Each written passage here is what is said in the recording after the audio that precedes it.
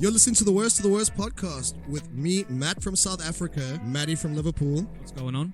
and John from the States. Hello. Today we're going to be talking about the worst cult. So we put it onto the socials this week and we asked you, what was the worst cult? So we got some comments on that. S. Derb says it has to be flat earthers. Most other cults require some faith, which is harder to disprove, but we know the earth is round. I once sat next to somebody who claimed to be the leader of the neighborhood flat earther group in Seattle.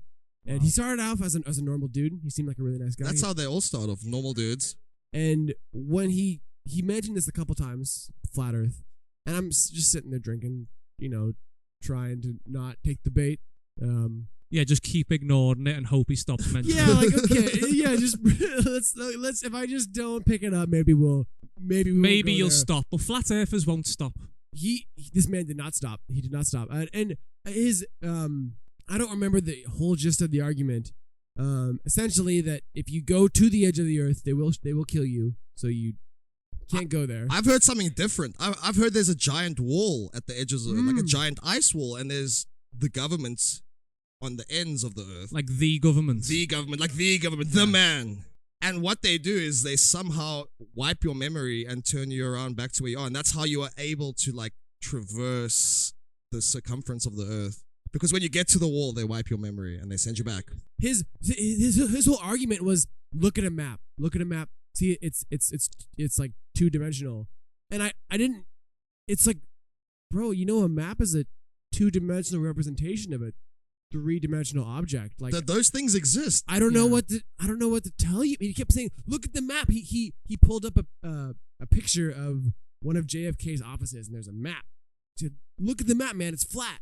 Yeah, because it's a picture. Yeah, because it's a fucking map, bro. Like, I'm still shocked that you've met a flat earther. Like, I've heard they exist. I've never met one. They do exist. They do exist. God, that's unfortunate. I genuinely felt sorry for this man. If you're into flat earth, you probably just want to be different and controversial, and also you can't actually believe that. I think all these people, it probably goes for occults too, they want to believe that they are smarter than they actually are. Yeah, it's that whole fallacy of I know something that you don't, exactly. So that gives me power. Exactly. You guys think you're so much better than me, but you don't fucking know the earth is flat. And I do. So suck it.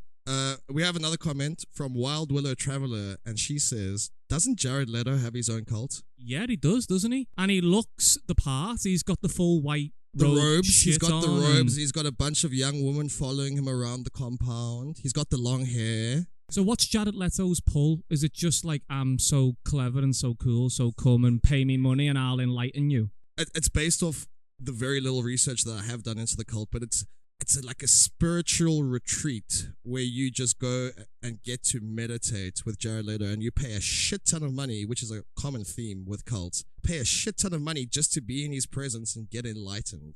That's such a load of shit, isn't it? But the thing is, I think that Jared Leto has become such a meme of himself in the most recent years, since he was the Joker, since he's been Morbius. Like, I don't know any logical or rational person that when you mention Jared Leto's name and they're like, wow, he's a great actor or he's a great guy. Like, he's a parody of himself at this point. And anyone that's following him probably has deeper underlying issues. I'll kick us off with the first cult for this episode.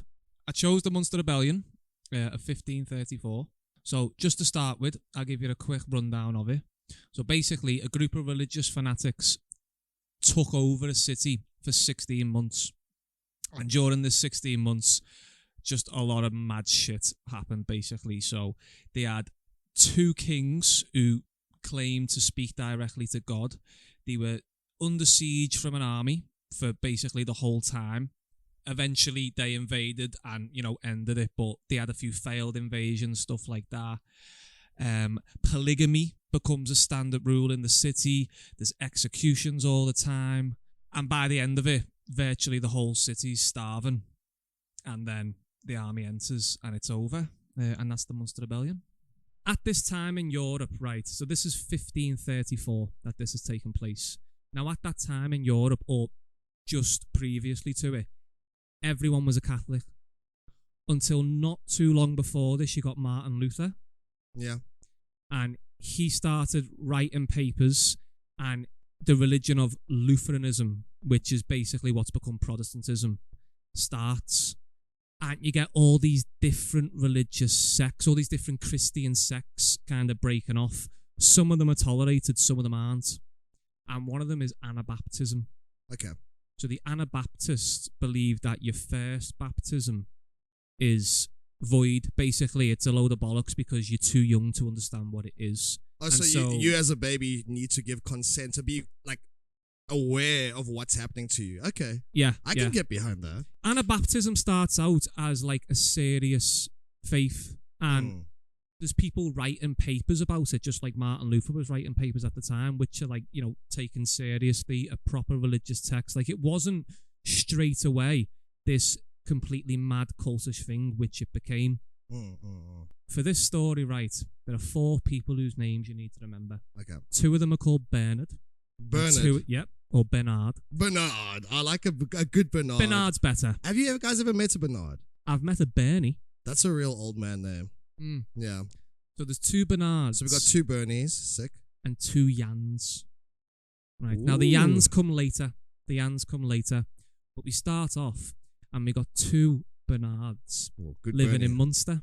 Bernard Rothman and Bernard Nipperdolling. Now Rothman is a religious preacher / writer, a little bit like Martin Luther. Like, he wrote serious religious texts which still get studied by people, I think, even to this day. But he's quite a radical. Does this have any connection to like the Rothman family? Like, there's those powerful family You groups. mean Rothschilds? Cut everything. Sorry. Cut all of that. Sorry. You don't cut my bullshit when I'm fucking. Yeah, we got to keep it, Matt. You know what? That's fair. I'm gonna edit this one. It's not gonna be here. Yeah. Yeah. So it's got a big connection to the Rothmans, yeah. The Rothmans, yes. My bad. So Rothman was like this serious religious preacher, fanatic, writer, and Nipperdolling is, I think, probably the richest man in Münster at the time. He's a merchant and he's a powerful man, and he basically gives Rothman his protection. So Rothman is sending out these like pamphlets, leaflets all across Northern Europe, basically advertising like the faith. And he's inviting people to Münster. And one of his big draws is to poor people, basically. He wants to abolish private property. We're going to live in God's kingdom and we're all going to be equal. Appeal to the masses. Exactly. 100%. And there was a lot of people who were, very poor and very downtrodden at this time, and that appealed to them. I just have a question, not towards you, but just like a theoretical question. How do you distribute these pamphlets and flyers all across Northern Europe? Like, how do you go on a horse? Do you go on messengers? Yeah, literally messengers. So the printing press hadn't been invented for that long. That's one of the reasons why this is part of the it's not part of the Reformation, but this is part of that era in history. Because the printing press hasn't long been invented, so you can write stuff and distribute it to lots and lots of people now. And another thing that's important with this time is that the Bible's only just started to be translated into different languages. Before this, the Bible was always given in Latin. Sure. And only the clergy spoke Latin. So they had full authority over what, how you interpreted the Bible. But also how it was distributed, because like you could omit or add certain things and people didn't read Latin, so... Exactly. So once it starts being distributed in German, English, French, people are able to look at it and say, well, actually, I interpret it differently. And then you got a lot of different sects of the belief start rising up, and the Catholic Church is very corrupt at this time. That's like beyond debate. Sure. So Rothman's writing a lot of these papers, and Nipperdolling, his rich friend, is basically protecting them and also getting them sent out. And a lot of people are arriving to Münster on the back of this. A guy called Jan van Leiden. Is this the second Jan or the first Jan? Okay, so he's the second king, but he's the first one to arrive. Okay, yeah. So we'll get to that. But Jan van Leiden turns up after reading these messages, and he turns up with lots of other people. And what's going on in the city right now is a bit mad. Apparently, there's 1,400 baptisms a week. Because 1,400. Yes. And these are adult baptisms. Yeah, as well, and the they don't population. believe in baby baptisms. Exactly. So these are like re-baptisms into a new faith. I see. And bear in mind, the population of Münster was only around 10,000. So That's it's what, like crazy. 15%, 20% of the population is now getting rebaptized as adults. 10% a week, basically, right? Yeah, that's Yeah. mad. Yeah. And there's a lot of really crazy stories coming out which can't really be explained. So the stories of people like frothing at the mouth and throwing themselves on the floor in the shape of a cross. And historians don't really know why. Like one Or main what to theory. make of it. Yeah. Yeah, so one big theory is that it was drug induced. Obviously, a lot of people don't think it was sincere or genuine now because we don't think like that. So people. And you don't think it would be like staged, like a Jim Jones healing, evangelical healing? Like you don't think they were in on it and possibly? It's very difficult to say. Jan van Leiden, who we'll get to, definitely had a knack for the theatrical. Okay. Whether or not his supporters did is a bit more difficult to say. But Jan van Leiden's turned up, as have a lot of other Anabaptists. And now, because there are so many in the city and the situation's become so kind of tense and difficult, Yeah. the council legally recognised Anabaptists' right to be Anabaptists. Basically, it was illegal. You were persecuted in other parts of Europe for believing in this faith. But now the council said it's okay. Yeah, because too many people are Anabaptist, and if you keep making it illegal... Could that be compared to like the IRS giving a church tax exempt status, like now they are a religion? I think it goes deeper than that. I think it's more like a recognition of you've now taken over the city. You outnumber us, and there's nothing we can do. Yes, but also, like, you have the right to exist. Yeah, sure, like, we're not going to kill you and punish you just for believing in that. Yeah, you have the right to exist, but I think if it wasn't for the overwhelming numbers, they would never have done that. Mm. So, now that the council has legally recognised their right to believe in this faith, Jan van Leiden invites his mentor, Jan Matthias, Okay. to come to Münster. The second, Jan. Yeah, so Jan Matthias. Jan van Leiden is a young fella. He's in his mid-20s. Sure. Jan Matthias is an old guy. Mm. And by the descriptions of him, sounds like he looks like Gandalf the Wizard or something. He's got like a big long grey beard, long hair. He wears a white robe. He looks like a prophet. Yeah, absolutely, sure. And he turns up basically because Jan van Leiden and Bernard Rothman have told him it's time, basically, for you to come. And Jan Matthias is a radical fanatic. To the point where he says that we shouldn't follow the meek and mild Christ. We should follow Jehovah, the Old Testament God. Sure, yeah. So he's really out there and not a kind of mainstream Christian. Mm-hmm. So he comes and there's an election held in Münster. And at the time, the council split. Lutherans and Catholics, some Anabaptists on there, Rothman's on there. Mm. In this election, because now most of the city's Anabaptist, the Anabaptists win in the sense that most people elected are Anabaptist figures. Yes, yeah. yeah. So they've now taken over the city. And on the night of the election, it just sounds like it went into chaos. So apparently the local bishop was hung that night. Catholics just started getting persecuted straight away. Wow, okay. And Jan Matthias has basically got a direct line to God. Yeah, he talks directly to God. So Sure. what the accounts say is that you would be sitting there with Jan Matthias and he would quite literally be like, hang on a minute, I'll just see what God thinks See about what this. God has to say. Yeah. And then he'll have a little chit chat and then he'll be like, okay, me and God are in agreement. This is what we're going to do. Wow, imagine that. How do you argue with that? Yeah, you can't. You can't argue with that. And how do you make people believe that you actually have that direct line? Because it seems to be that his followers believed that he did. I don't know, the art of persuasion back then differs very much to what it is now. Must have been very, very charismatic. And you got to bear in mind, it's a very, very religious time, much more religious than now. I mean, these people are religious fanatics in a time when, by our standards, everyone's a religious fanatic. Yeah, sure. Do you think there were skeptics who were like, okay, well, how many fingers do I have behind my back? You know, what does God say about that? I think the Catholics were obviously skeptical of him.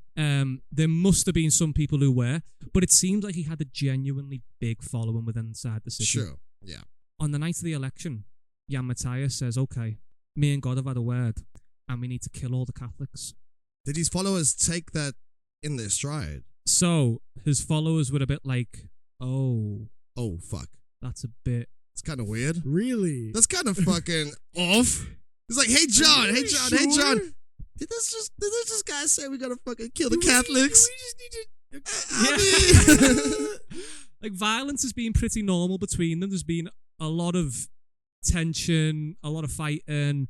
Anabaptists are known, and one of the reasons why they're hated is because they will go to Catholic churches and smash up what they regard as false idols and stuff like that. So would they do this during like a mass, or would the churches be empty? I'm not sure. I'm not sure. Okay, I would imagine, from what I've heard of them, they would be more than willing to do both. Okay, fair. My point is, these are not quiet people. These are people who aren't scared. They're not trying to be Catholics. subtle about it. They're not trying to be stealthy. Yeah. They're active and loud and proud. Yeah, but even they were like, oh. So, Ooh, something's not right here. It's to slaughter our neighbors. Yeah, That's exactly. what God wants. And quite literally that. Yeah, it's people who have been living aside for our whole lives. Yeah. He just wants us to kill them. So Jan Matthias senses this opposition. He says, okay. Let me just reconvene with God. So he has another chat. And he says, okay. Me and God have agreed. We're not going to kill them. We're just going to exile them. So the next morning, What a early forgiving morning. God. Yeah, very forgiving. In Very forgiving. fairness, Very convenient as well. Very I convenient, feel like yeah. Old Testament God would have been like, no, you fucking kill him, bro. That's what I did. I stutter. Yeah, you kill him. That's it. That's quite merciful for Old Testament God. No, we're not going to kill them. Okay. Send them away. Send them away. You really don't want to do it, fine. But bear in mind, exile at this time in history is almost a death sentence, because your property, everything you own, is in your house, your land. Like, it's not as easy to just leave all of your possessions and turn up to another city and, just climb on the job ladder and start. Like, it doesn't work like that at this time in history. So to get exiled is almost a death sentence. Sure, I think. sure, yeah. So basically, the next morning, early morning, before they've woken up, all the Anabaptists turn up, pitchforks and all of that, and exile all the Catholics, make them leave. Most have already left, by the way. Like, they can sense what's going on here. Oh yeah, they had the foresight to be like, oh, some shit's going down. Maybe we should get the fuck out of here. Like smart Americans now. So the more stubborn and brave ones have decided to stay, Yeah. and then they are forcibly removed. So Yeah. now we have a situation where the city has been ridden of all of its Catholics, even all of its Lutherans, who, normally speaking, Lutherans and Catholics didn't get on at this time in history. But they could coexist. In a lot of places, no. But Okay. in Münster, Lutherans and Catholics were united against the Anabaptists. So then they could coexist. The enemy of my enemy. Is my friend. Exactly. So now you have a situation where the city's being fully taken over by Anabaptists. The Prince Bishop, it's ruled by a Prince Bishop, is obviously very concerned about this. So he brings an army and starts to siege the town. And he gets support from all the other local rulers. And it's about 3,000 men he has outside this city, 3,000 soldiers. So what the Anabaptists are doing inside the city is sending out these pamphlets to people all across Northern Europe. It's worked for them so far, trying to invite them to come. Yeah. To share in God's kingdom and also help fight the army that's, Right outside their doorstep. sitting outside the city, yeah.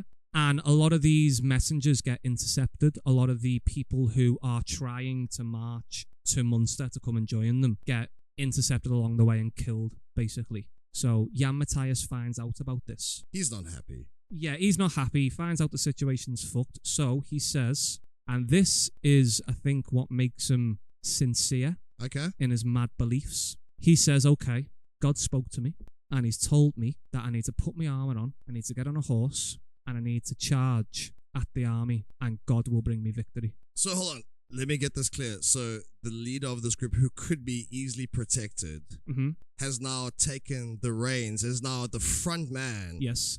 And is now charged out into the enemy opposition. Yeah.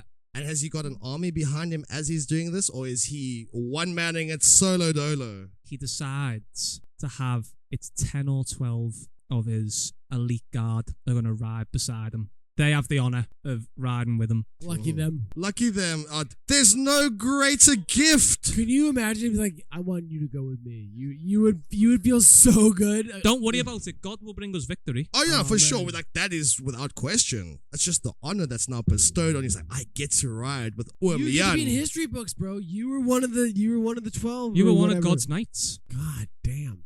So Jan Matthias, with his small number of guards, And his message from His God. merry band of men. his merry band of men, and his message from God, leaves the city gate, gets on the back of a horse, and charges at the 3,000-man army. And apparently this army is looking for a while, like, are these coming to talk to us? Are these Like, guys are fucking these- serious? Yeah. What's going on here? No way. Yeah, and then after a while, they look at each other and like, no, they're charging at us. Like, That feels like a Monty Python sketch where you see them riding in from the distance, and as they keep going, like, these guys fucking real? And they're still charging, and they don't make any distance. this is one of a few fucking so ridiculous things about this story that make it laughable. Like, people died, so it shouldn't be funny, but there's some mad shit in this story. Like, this is nothing for what's coming next. All right. So, yeah, Jan Matthias charging towards the army. They basically, after a while, figure out, no, he is actually coming to fight us. So the Prince Bishop says, okay, this squadron of cavalry, whatever you want to call it, you ride out, a few hundred of them, they ride out, and exactly what you would expect to happen happens. They just fucking absolutely, Batter them. yeah, they just destroy them, yeah. Get Jan Matthias's head on a stick, or a pike, whatever. As one does. You know, you gotta fucking show your strength there. Of course yeah. you have. So they're parading it to the city, One does. As one does. As one does. and they nail his knob and balls to the city gate. As a message. Yep. I like that. I respect that. That's a language South Africans speak fluently. So Jan Matthias's reign is now over, Mm. and the Münster rebellion should be over. You would think. You would think the leader's dead. You've just seen your God King decapitated. And his balls and dick hung on the gates of the walls. I mean, surely the feeling inside the city must have been of like complete despair Yeah. that, it's over. The Prince Bishop's army outside must be feeling like they've won, but There's more. just getting started. Oh, yummy. So Jan van Leiden is in his mid-20s, young lad. He's failed at a lot of things in his very young life. So he's a failed actor, which I think is important. He's a failed baker. He's a failed tailor. He's failed at a lot of things. He's tried all the trades of being a normal person. What's the next evolutionary step?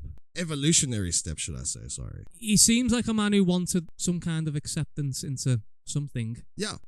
He wants society to love him. Actor, baker, and what did you say? Tailor. A tailor, yeah. The book I read is called The Tailor King. Yeah. Because Martin Luther was alive while all of this was taking place. And he wrote a letter addressed to the inhabitants of Münster. And I think he's the first one to call him a Tailor King, because he basically says, your so-called Messiah is nothing but a Tailor King. I like that. Yeah. So it should be over. But Jan van Leiden and some of the more senior Anabaptists have told the people that Jan Matthias will rise from the dead in a few days. Don't fear. God's still with us. Jan Matthias is going to rise from the dead. Sorry, just to point out another theme here is a lot of these cults, when their leaders pass away, they all genuinely believe they will be reincarnated in another form. It's the same with L. Ron Hubbard. It's the same with Jim Jones. It's the same with the guy from the Latter-day Saints. Mhm. There's always that slight belief is like, they are above the average man and they will be back. So I'm just wanting to point out that common thread.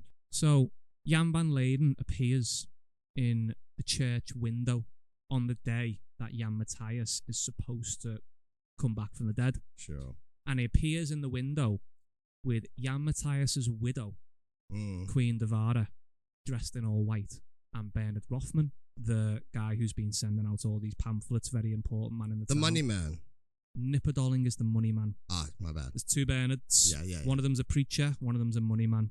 So you could see Rothman as the theologian, Nipperdolling as the money, Yeah. and Jan van Leiden is the face, right? Yeah. The two Bernards were in Münster before this happened, Okay. and they were important people in the city. Jan van Leiden and Jan Matthias are two foreigners. They're Dutch. I should have Sure. mentioned that Okay. earlier. This Explains a lot. this region is called Frisia, and apparently the people in Frisia, so northern Germany and part of Holland, eastern Holland it would be, can understand each other. Sure. Yeah. So Jan van Leiden has now appeared in the church window with Queen Devara and Bernard Rothman. And he says, I spoke to God. Of course he did. And he's told me that I must marry Jan Matthias's widow.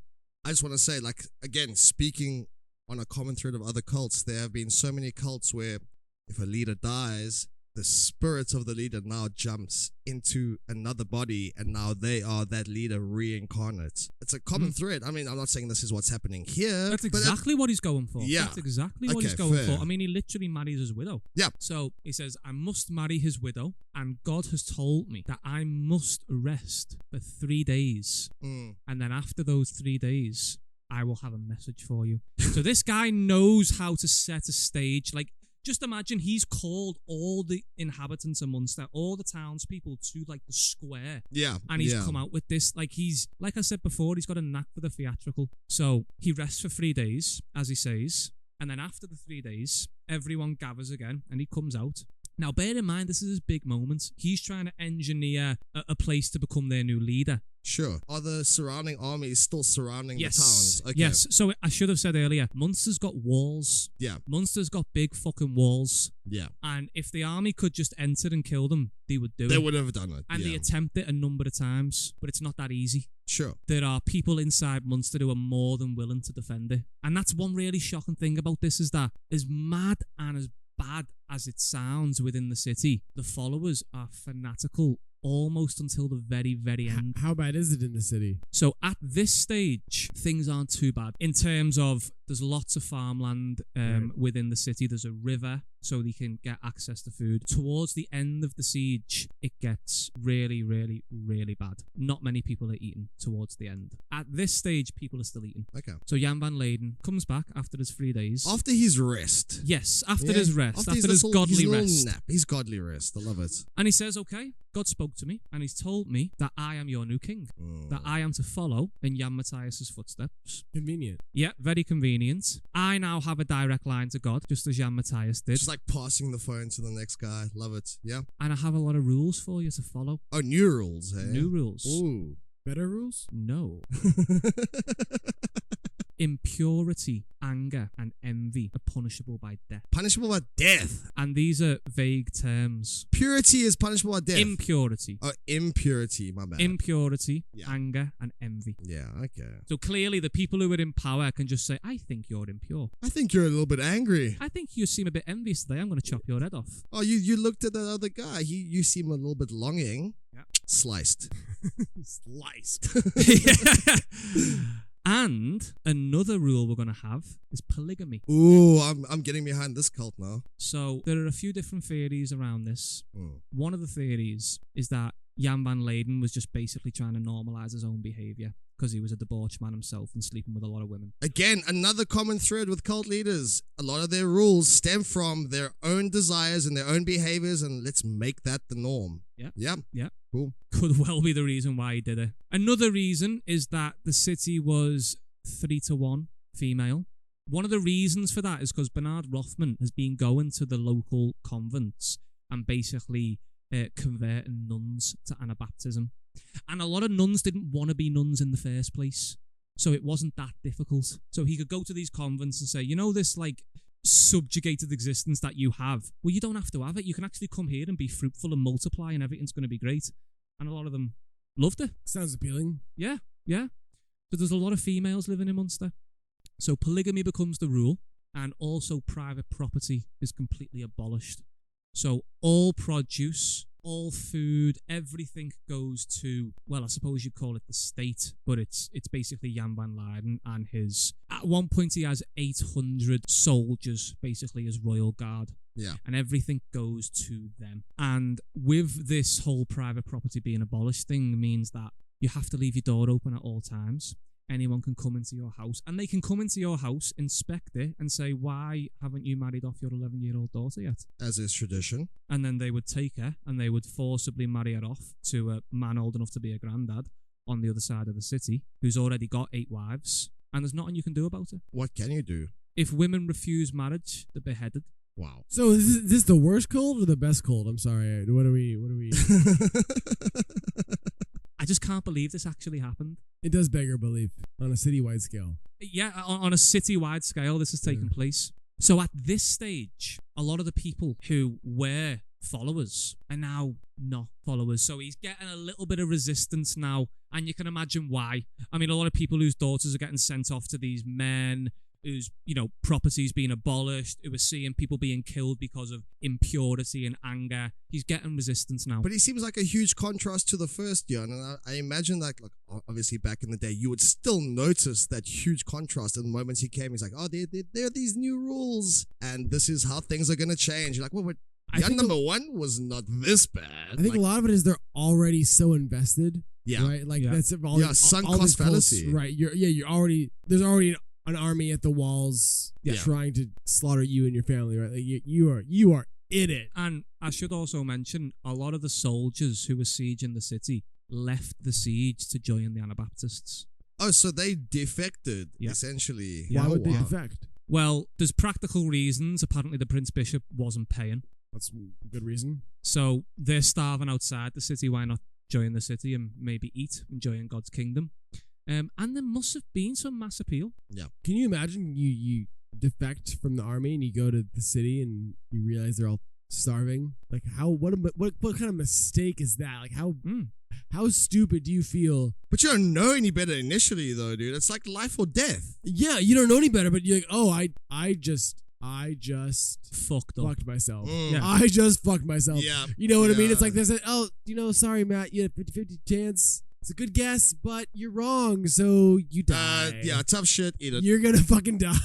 Later on in the siege, when most people really are starving, Jan van Leiden says, you can leave the city if you want, but we're not going to let you back in. And the Prince Bishop's just as ruthless. So his rule was, the Prince Bishop rule was, the men who leave the city get shot. The women who leave, the women and children who leave the city basically are allowed to exist in no man's land between the walls of the city and the siege and starve to death. Heavy.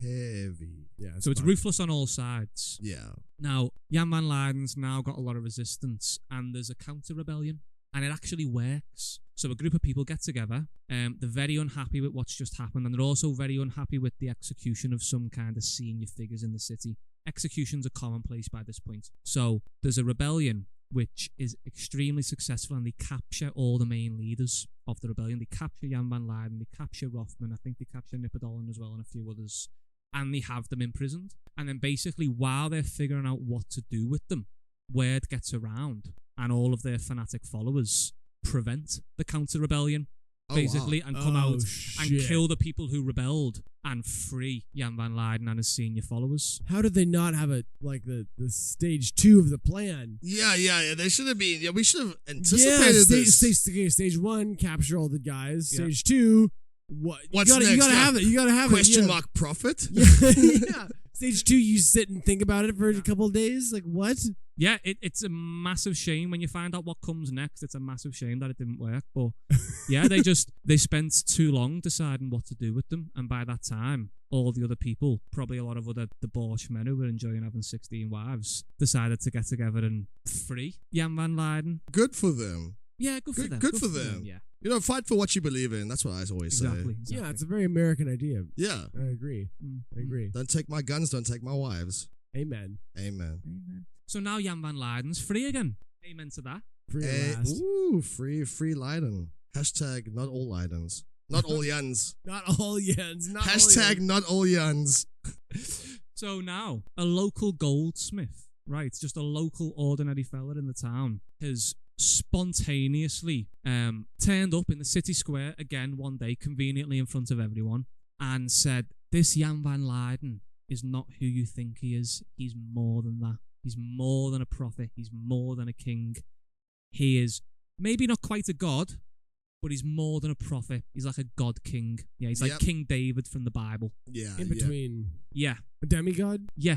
Might as well be at this point. And Jan van Leiden comes out and he's like, explain yourself. What are you talking about? And this goldsmith says, you are God's king. You are the new king of Jerusalem. You are the leader of the Israelites. This is God's kingdom, etc., etc. And Jan van Leiden says, it's very difficult for me to accept this role. I'm too young to do it. And, it's harsh. But, if this is what God wants, I'll have to do it. Twist my arm.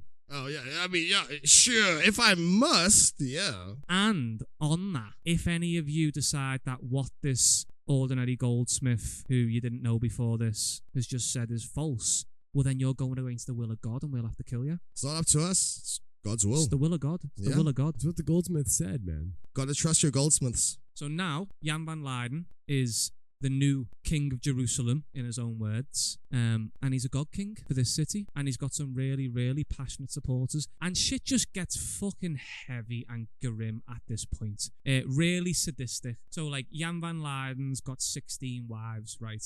Yeah. And apparently his second favourite wife displeased him in some way. Oh no. So he beheaded her in the city square in front of his 15 other wives and made them sing glory to God the highest while he did it and danced around the body. Talk about making an example. Fuck. Sick. Yeah. Bernard Rothman, equally, his original wife, his wife that he had before polygamy was introduced, Right. also displeased him. So he made her stand with a sword held above her head for 2 hours in the city square while people stood around and like mocked her, basically. Wow. Okay. So it's fucking grim It's pretty inside grim. at this Yeah, moment.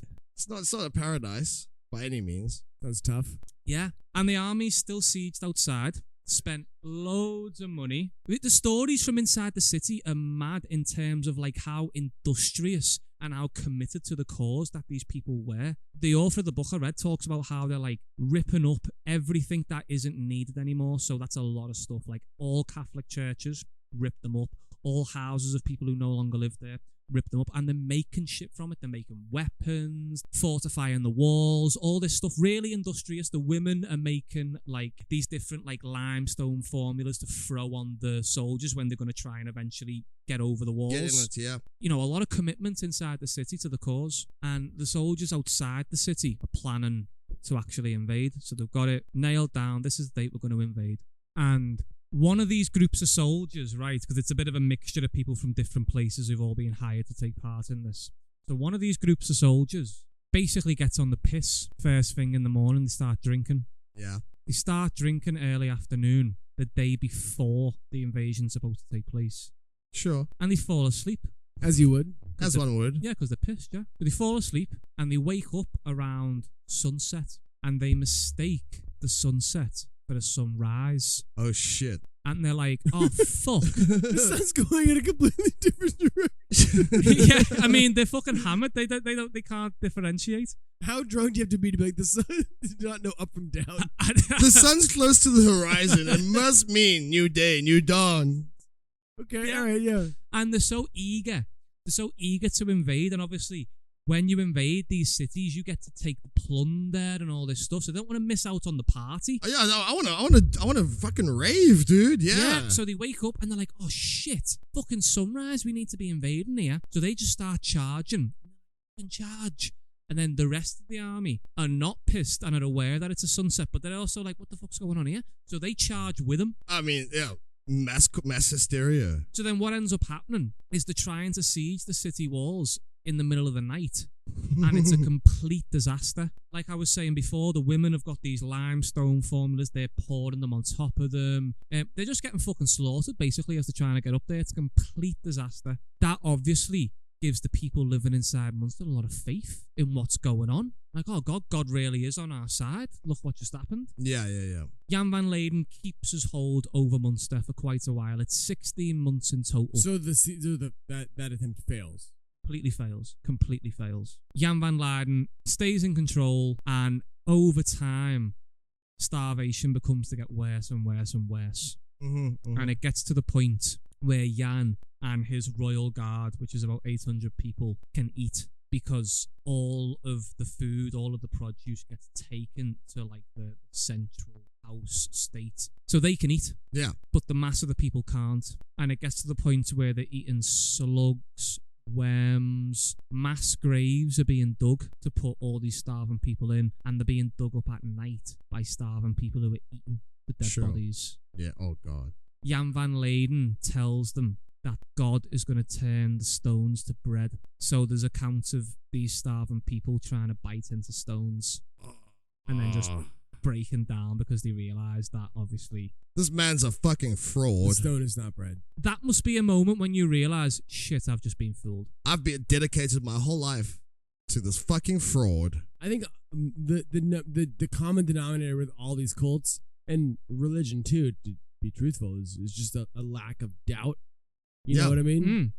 Right? So like whatever goes against what you believe, there's got to be a way around it, right? Like you do not, whatever doubts you have are minuscule. But again, it's that sunk cost fallacy. It's like I've dedicated so much of my life and time and energy and money towards this endeavor. I can't be wrong. Yeah, it must be real. It has to be. Yeah, but it still goes back to doubt, right? Or a lack of doubt. Yeah, right. Like absolutely. It's whether you've invested 30 years or 2 weeks, right? Like you just don't. You do not have the capacity to be like, well, maybe I was wrong. It'd be a difficult thing to accept, wouldn't it? Yeah. That I was wrong. That my whole faith that I've just placed in this was completely wrong. And actually, I'm an idiot who's just being manipulated. No, for sure. I guess that's why you get the fanatics. Or they attract people that are searching for a greater cause. That too. Because I know for a fact a lot of these cults bring in people that are looking for something better. They're trying to improve themselves as people and they need to believe that there's something more. That too, but lots of people need to believe there's something more. I mean, I think most people are looking for a sense of meaning in life. Not everybody is as willing to act without any sense. I mean, you're lacking something within your own life, and I think these cults provide or fill that void that you're. Yes, they're all lacking something, but they also don't have the capacity for doubt, right? They're lacking meaning, but they're also, once they find it, this is it. This right? is it. This has to be. There's no sense of yeah. like me. Like I don't know about you, but almost everything in my life, there's always a sense of like, is this really what I think it is? Am I really like nothing is.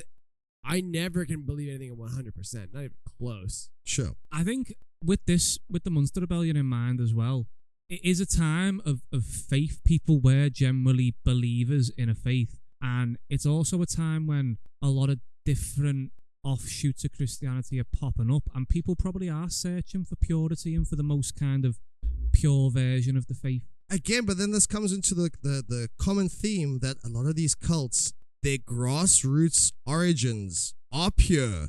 Their grassroots origins do have good intentions and they come from a place of genuine hope to succeed. They don't have like origins of evil. Anabaptism is not a violent religion to its core. One of the original, I think the original kind of founder of the faith, a guy called Melchior Hoffman, he was not violent. He didn't preach that stuff. So how did this end? How did this end? Yeah, so obviously that planned invasion fails because of the piss soldiers and all of that. Yeah. But later on down the line, some people defect from Münster. One person in particular is known as Little Hans in the book. Basically came out and told the bishop's army, like, look, these are all the secret ways into the city. You get in through here in the walls, you can do this. And at this stage as well, the people's fight in Münster has gone down because they're not eating. They're not eating. Why should I fight? I've got no strength to survive. Fuck that. Yeah. So there is still a fight. Like Jan van Leiden's got his 800 Royal Guard. There is some resistance. But in this next invasion, the Prince Bishop's army defeats them. Okay. And the siege is over after 16 months of Jan van Leiden having a hold on this city. What happens to Jan and the Bernies? Yeah, so Yannies and the Bernies. So Bernard Rothman was not found. He was either killed in the fighting or escaped. There was wanted posters out for him for years afterwards. He was never found. Yeah. Probably killed in the fighting, but they never recognised his body. They never identified his body, so they don't know what happened to him. Jan van Leiden was captured. So was Nipperdolling, and so was this other senior fella called Bernard Krechting. Another Bernard, actually, yeah. But there were 3 Bernies. In the end, time, there were 3 Bernard, yeah. The people who basically recanted the Anabaptist faith were allowed to return to their local villages. Sure. Which in most cases wasn't Münster, because these were people who... They had come from the outside. Yeah, they had come to Münster for the cause. A year after the Münster Rebellion, 216 women and 19 men lived in Munster. Out of the what was 10,000. I'm sorry, say 10,000. that part again. 216 women and 19 men lived in Munster a year after the rebellion was finished. Wow. 3 of the main people are captured. Jan van Leiden, Bernard Nipperdolling, the rich guy, and then Bernard Krechting, who's just this other senior figure in the movement. And Krechting and Nipperdolling completely refuse to repent on what they've said. They reject the offer of a priest to stay with them the night before. They're completely stubborn in the beliefs. True believers. Yeah. Yeah. Jan van Leiden, on the other hand, The God King himself. he is basically pleading for his life. So he makes all these different offers. He offers to be paraded around in a cage across Europe. This is his idea, hey? Yeah, this is his idea. This is all his pleas for them to give him his life. So he says, you can parade me in a cage around Europe and I will tell people how wrong I was and how they shouldn't do this kind of thing. He says that he's repented on his godlessness and he understands now all this. And obviously, the Prince Bishop's army is just not having it. So he really is like the lowest of the... He's a complete charlatan, he's a fraud. I think he must be a fraud. Obviously, he got into this in the first place. He must have had some And he was kind in of over belief. his head at the time already, though, wasn't he? Yeah. Yeah. But it seems that from the minute he was captured, he did everything he could to Get out of it. to keep his life, basically. But he didn't. So these 3 men get executed. They get taken, and this is in the main square of the city. This all takes place in the city that they've just had. Yes. And there are 3 cages which get built, and this is for them to store the bodies and keep them on display for the city to see. So they get the 3 men, they tie them around the post, Yes. and they torture them for an hour each, and they take turns. So it's not like they all get it at once. They have to listen to the other person and watch the other person be tortured before it's their turn. So they know what's coming. They know what's coming. They are given iron collars with spikes on to keep them in place. Yeah, no movement allowed. So Jan van Leiden goes first. It has to be an hour. So if they are unconscious, if they faint throughout, they pause the timer, basically, and they bring you back to consciousness, and then they continue with the torture. So it starts off, they get 2 iron tongs, hot iron tongs, place them beneath both armpits, and just rip down. And then they just start cutting stuff off bit by bit, just taking off fingers, taking out teeth, all this stuff. And it goes on for an hour, and then they just stick a dagger into your heart and get it done with. And then they go on to the next one. There must be some sadistic pleasure from the torturers, though. Like I know you're going to be punished, but if you die at the end anyway, without you're not trying to extract information, there's no greater goal. It's a public show. Yeah, it's a public show. Yeah, People love to watch executions in this time. I'm sure as a society we're not that far off. If it was a No. normalized thing, I'm sure a lot of us would be like, "Wow, that bad guy, let's watch him." Especially suffer." someone who's done things like this man's done. Yeah, We take for granted now though how not normalized it is. Like even 150 years ago, that's not that long ago either. dude. I remember in high school they during lynchings in the South. They sent postcards, legit postcards of lynchings, to their friends. It would be them posting with a hanged person from a tree. Just like, hey, we're having a great time in Georgia. What a lovely Sunday afternoon this Yeah, is. love this. Wish you were here. Love your sister. Coffee, cake, and lynching. It's ridiculous. The lack of violence in society now is Amazing, yeah. amazing. Sure, no, absolutely. What people were doing to people in the medieval era is brutal. But even 70 years ago, Yeah, right? yeah. Not even 70. Yeah, totally. So these 3 people are executed publicly, and then these cages are suspended on the church, and they left the bodies / skeletons in there for 50 years as a warning. Yeah, it's sending a message. Yeah, the cages are still there now.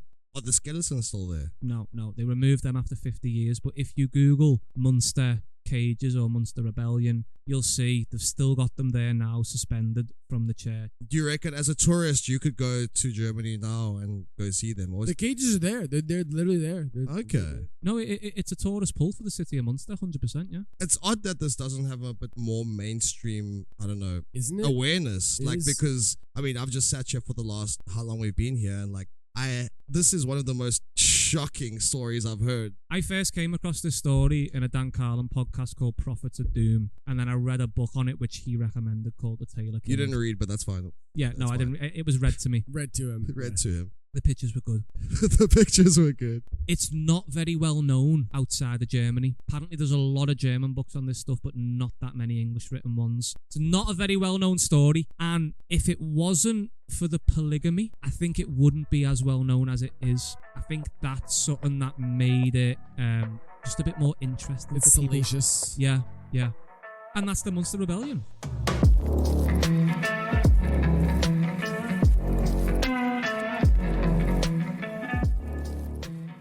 Thanks for listening, guys. Please be sure to tune in to part 2 when we talk about Scientology and the Jonestown Massacre.